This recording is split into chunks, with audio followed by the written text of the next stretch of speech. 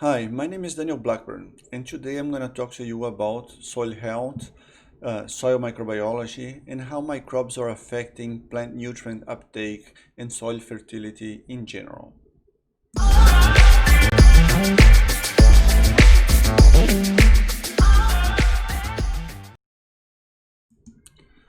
Okay, so this is another lecture, part of the course SWAE 4401 or the 6403, Water and Nutrient Cycling in Soil Plant Environment, and we are talking about today microbes and soil health and soil fertility. Yeah. Um, this is how a fertile soil looks like, how a healthy soil looks like. It has good moisture, it has good organic matters, and it's teeming with life. You will see earthworms, you will see a lot of creatures in the soil, and that is a good symptom that the soil is a healthy ecosystem. Yeah? And if it's a healthy ecosystem for microbes and macro and mesofauna, you can assume that is also a healthy ecosystem for plants in general. So these are symptoms that you have a very good soil in hand. This next set of photographs here is from Rhonda's organic farming experiment, and you can see the soil that has been receiving continuous application of organic matter on the left, and the soil on the right, which only receives chemical fertilizer. So you will see that by the color that you have, that the soil on the left is much more healthy, is a healthier soil than the soil on the right, and we will see the reasons why this happens. Yeah, but before we continue about talking about what conditions soil health, we will have to define what it is soil health. So soil health, also referred to soil quality, is defined as the capacity of the soil of continuously providing its function, sustain life. Yeah, so mainly all the ecosystem functions that the soil provides is provided through the living beings in the soil. Soil is not just a chemical environment as we tend to think.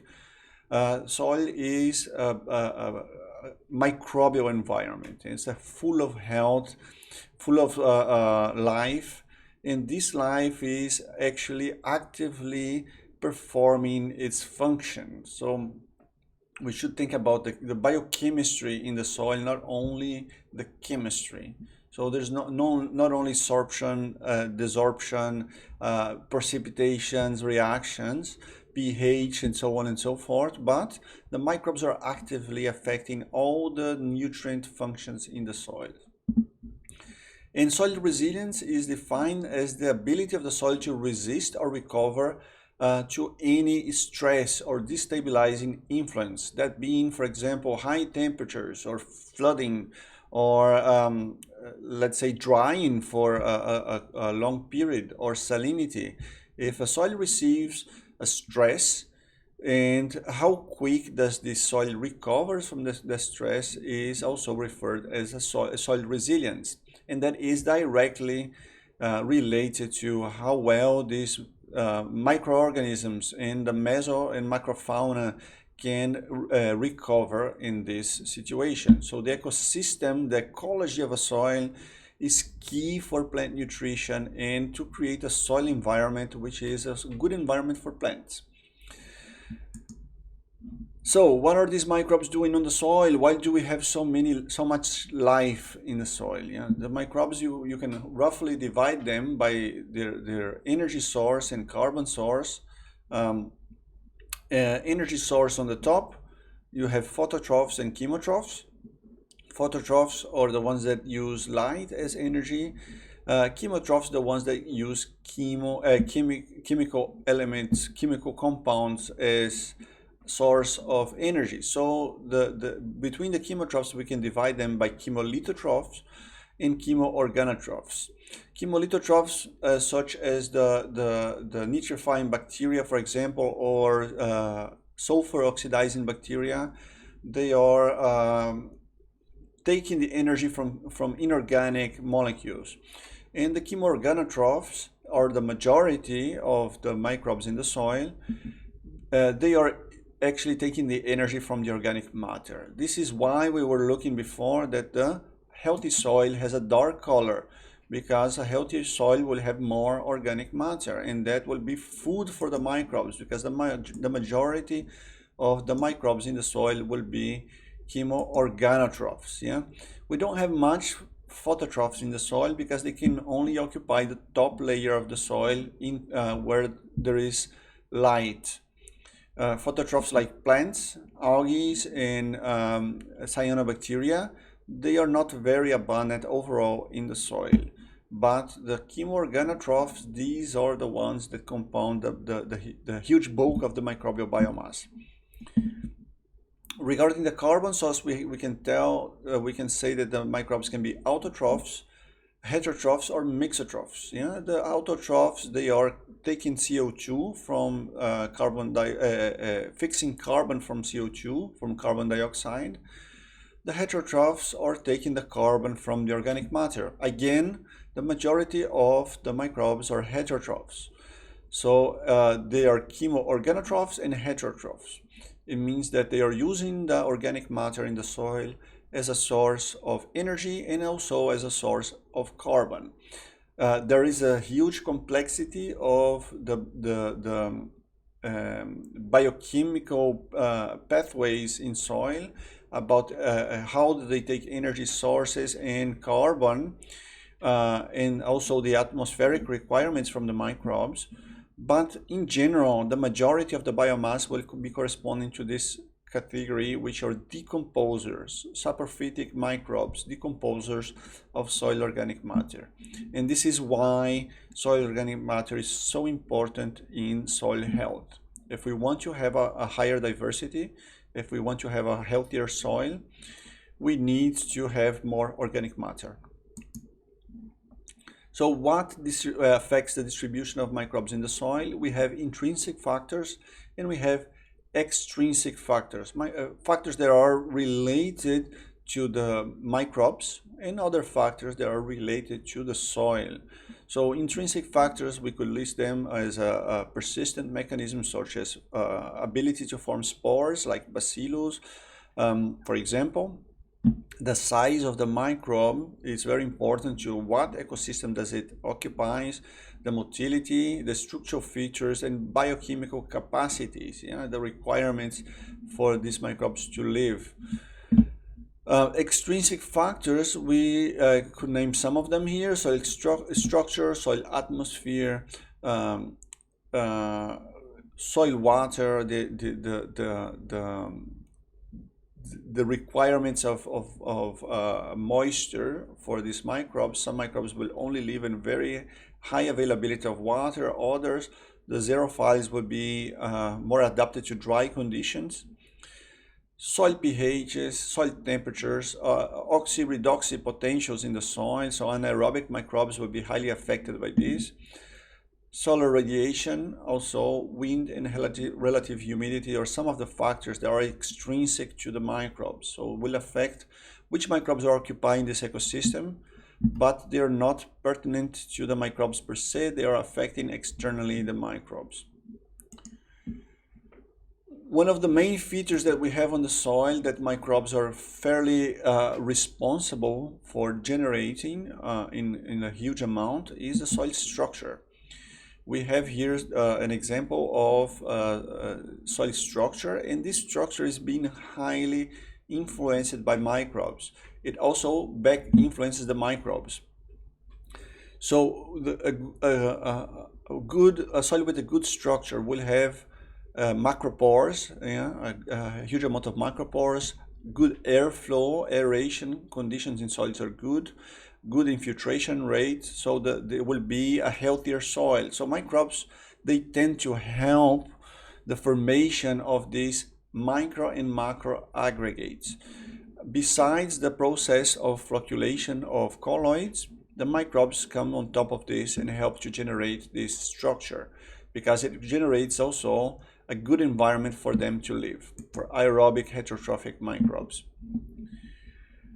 So things that affect the structure in the soil, the growth of roots and the movement of organisms, create these aggregates. Bioturbation, I highly recommend you watch this video showing how earthworms mix the soil with the organic matter and creates this mix the soil completely and generate these galleries and macropores in the soil. So this video is very interesting, very illustrative for you to understand bioturbation. So I recommend following this link.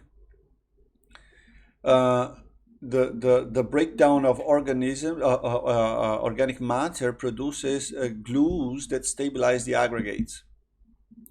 Also, fungi and actinomycetes, they will cover the structures with hyphae, providing extra physical support for this structure. Also, there are other chemical and physical processes involved, but the microbes are hugely important to the stabilization of this organic matter, these aggregates in the soil.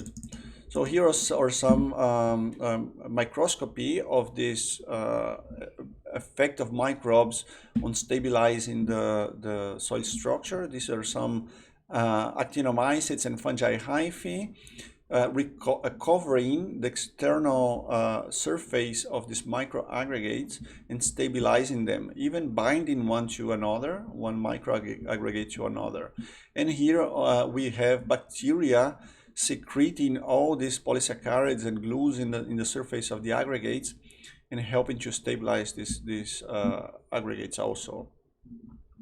Of course, we can see already that the occupation of the microhabitats in the soil is differentially occupied by different microbes of different sizes. And then we will have here a diagram showing how the type of pores is the environment that can be occupied by different types of microbes. So large pore will be occupied mainly by protozoa and macro and mesofauna, but also the surface of these macropores is hugely important for microorganisms. The medium pores, or we have bacteria and fungi, and then when you have the very, very fine pores, even some microbes cannot go inside them. Some of the extrinsic factors that affect microbes and that we could mention, the first one is soil temperature, and normally soil temperature is a positive unless it's too much, yeah, as the case of Oman, but normally in the rest of the world, the higher the temperature you expect, the higher the diversity and the activity and the biomass of microbes. So the surface of the soil tends to be more biologically active as a function of temperature also. But in the case of Oman, where we have summers with very high temperatures and the soils can reach 70 degrees Celsius, for example, this can have an effect of a sterilizing effect on the surface of the soil, and only thermophilic microbes will be able to survive in these very harsh environments where we have very high temperature in desertic soils. So we have that the microbes are occupying the top layer of the soil. This is a diagram here showing how biomass varies as a function of depth, and you will have the huge bulk of the biomass will be in the top layer of the soil, yeah, in the top layer of the soil. And therefore, it's very important for us to keep the surface of the soil covered and with high organic matter and good moisture if we want to keep the soil as a healthy soil, you know, and carry out all the ecological functions that we want this soil to provide. We need to talk about the diversity in the system, and the biomass is just the bulk amount of cells that we have in the soil. But when we talk about the volume or mass of microbes that we have in the system, but this biomass per se does not reflect the function of the soil. We say that we need a huge diversity of microbes to retain the maximum function that the soil can have. So the diversity is related to the number of species, the number of taxa that we can find on this soil. And the higher the number of species, we have a higher functional diversity. Functional diversity means that we have uh, um, more different functions on the system. And we have, if we have many taxa carrying out the same function, this is what we have high functional redundancy. It means that many microbes are carrying out the same function. This is a good thing because if you have some stress on the soil and if you lose some of these species, you will have that the soil will keep the function, will continue to do the same function. For example, nitrogen fixation. If you have a huge variety of microbial species that is carrying out nitrogen fixation in one ecosystem, if you have some stress and you lose some of them temporarily, the soil will keep the function. So functional diversity and functional redundancy are concepts that are related to the microbial diversity, the number of taxa that you have on the system. So the diversity indexes, in general, they integrate the two things, the biomass, the diversity, the number of taxa that you have, but it also integrates the concept of dominance. Dominance is a concept that is reflecting within the biomass, what is the percentage of that biomass that is occupied by different taxa. So if you have that one species is occupying a huge proportion of the biomass, that is a high dominance. If you have that the majority of species have well-distributed percentage within the microbial biomass, then you will have there is a low dominance, you know. So this is concepts that are all related to microbial diversity, and this is hugely important because these are ways that we can infer if the soil is a healthier or a less healthy ecosystem. So what affects, what are the drivers? What affects the soil health? There are many soil parameters that are affecting this. And when you have systems which are not highly affected by salinity, you will see that total organic carbon is the main factor affecting microbes. So total organic carbon in general is the driver of microbial diversity. The more you have organic matter in the soil, the more you will have a higher diversity of microbes. Unless the system is affected by salinity, if you have a salinity affecting any soils, salinity will become the main driver of microbial diversity on the system. pH, surprisingly, is secondary, and pH is known to affect the proportion between fungi and bacteria, but overall the diversity of fungi and the diversity of bacteria and archaea are more governed by the amount of carbon that you have on the system. If you have more carbon, you have more diversity. There's another factor that we must keep in mind when we are talking about microbes in the soil. It's the proportion between carbon and nitrogen, and also phosphorus, but let's keep today about soil and nitrogen only.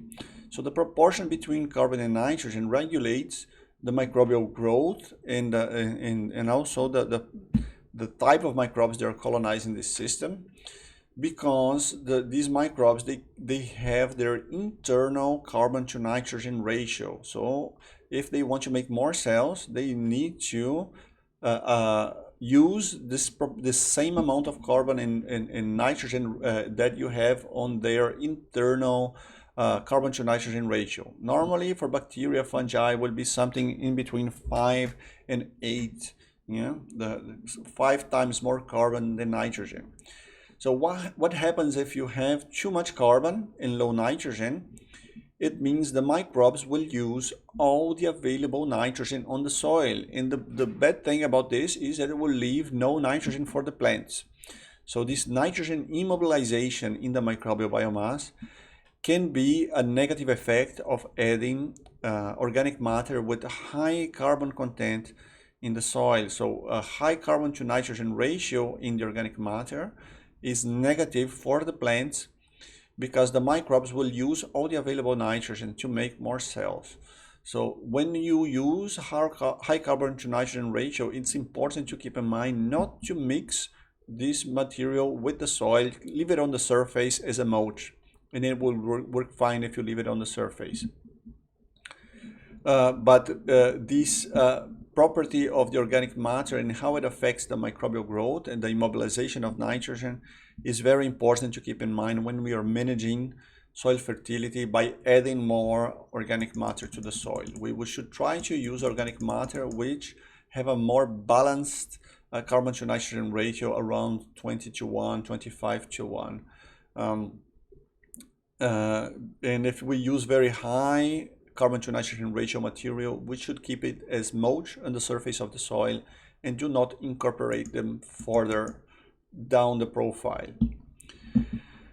The other thing that really affects microbes in the soil are the plants themselves. Yeah? The plants themselves are actively conditioning the microbes. Since microbes are important for plant nutrition in many different ways, the plants are trying to influence these microbes positively also. So this is the rhizosphere effect. Yeah? The rhizosphere effect is the plant roots are exudating compounds in the soil and trying to culture these microbes that are beneficial to them. So there's an exchange. They give the microbes some carbon, which is energy for the microbes, and in the exchange, the microbes will provide protection from pathogens and will provide nutrients. Nutrients for the plants also. Will mobilize some nutrients. So here we are looking the comparison between what is the biomass, the density of these microbes in the rhizosphere in compared to the bulk soil. We will have that this density can be much higher, 10 times higher in the rhizosphere than it is on the bulk soil. So this is, of course, varies depending on the plant species. And also, not only the biomass will vary between plant species, but the diversity and the composition of this microbial community will be very highly affected by the plants. In the plants, different crops will condition different communities on these soils. So the rhizosphere microbiome, it's highly influenced by the plants. You can even make the case that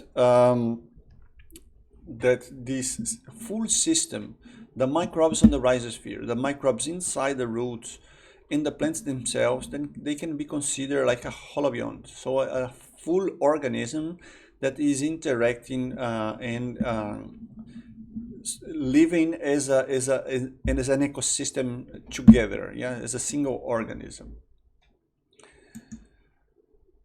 All right, so this is looking at the different categories of soil biota and types of function that they have in the soil.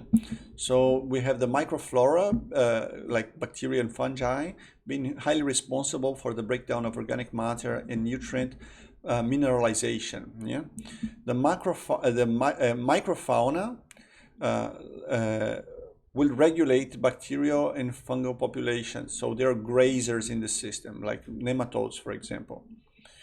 The mesofauna can be grazers like the microfauna, but they are also another, they can be another step on this food chain and regulate the populations. And even the mesofauna and the macrofauna, they are they're highly important for breaking down the big chunks of organic matter into smaller chunks. So the microbes and the microfauna, they can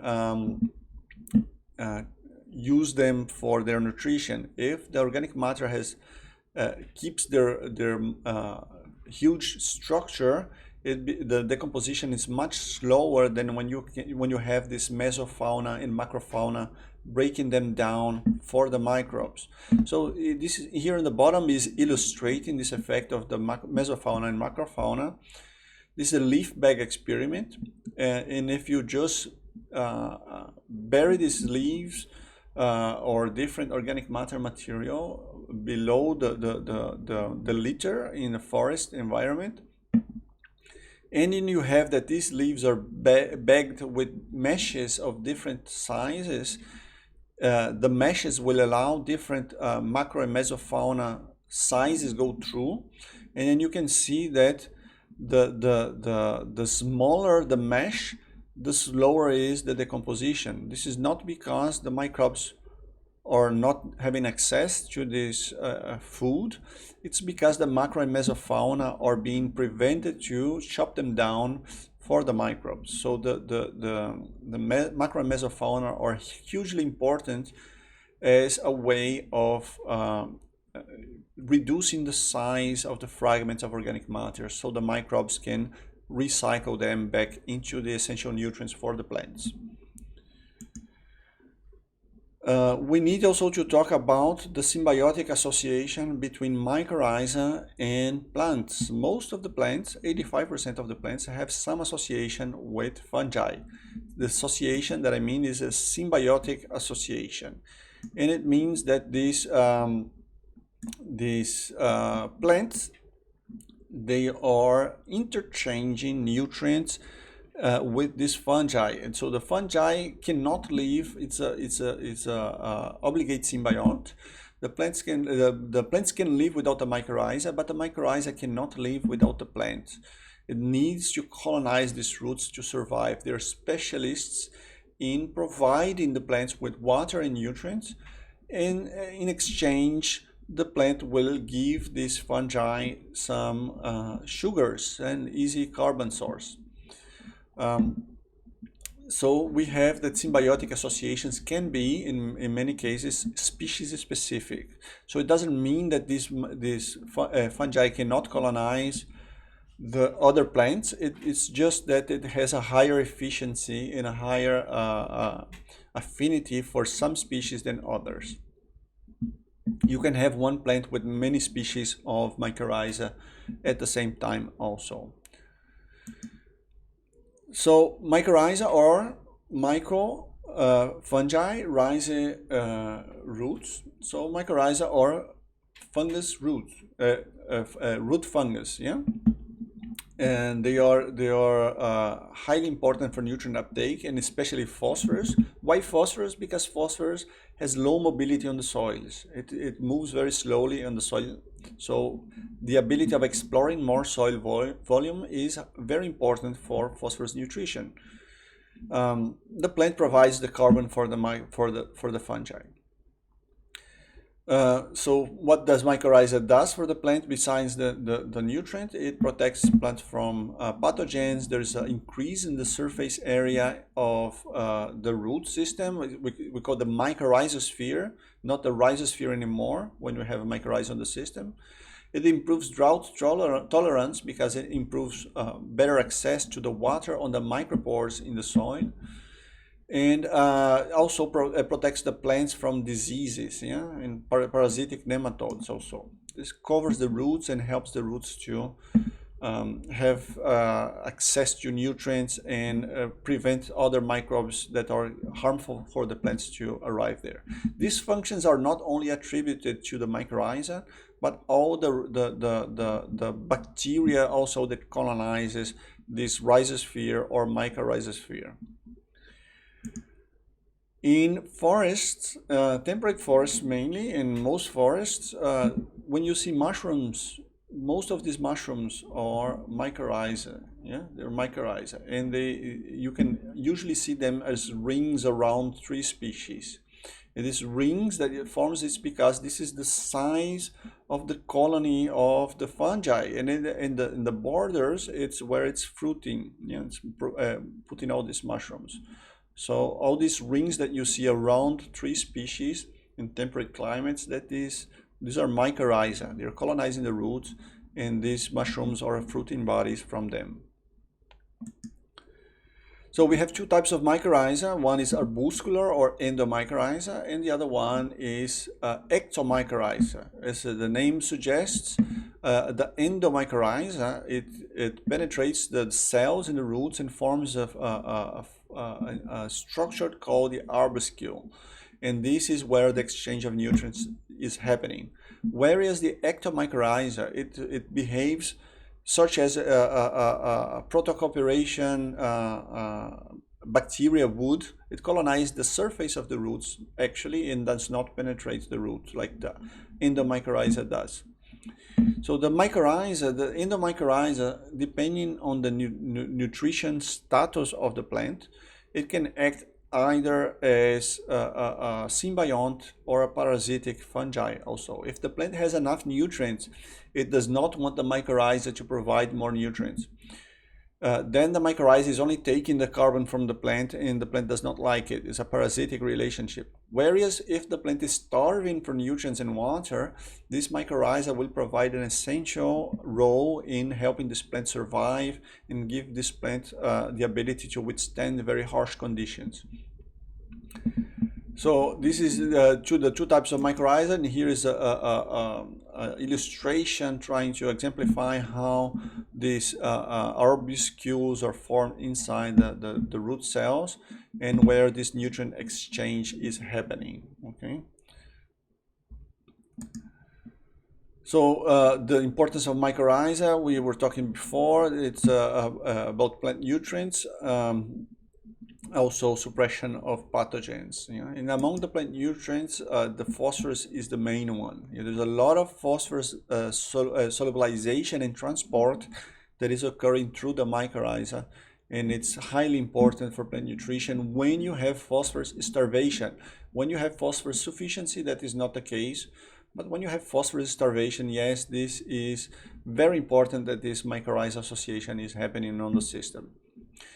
So besides mycorrhiza, then the next symbiotic relationship that we have between plants and microbes is about the rhizobium in legumes. The rhizobium in legumes, they are highly important for nitrogen fixation. So they form these nodules on legume roots, and these nodules, they is where the rhizobium grows inside. The rhizobium is a genus of bacteria, and this rhizobium is fixing atmospheric nitrogen in exchange for carbon molecules from the plant. So this is highly important for when you have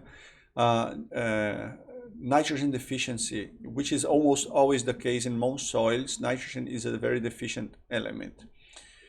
There is also non-symbiotic nitrogen fixation, but the majority in most ecosystems, the majority of nitrogen fixation is occurring through symbiotic relationships. And talking about free-living bacteria, there are many bacteria that are helping plants to grow, and they're called plant growth promoting rhizobacteria.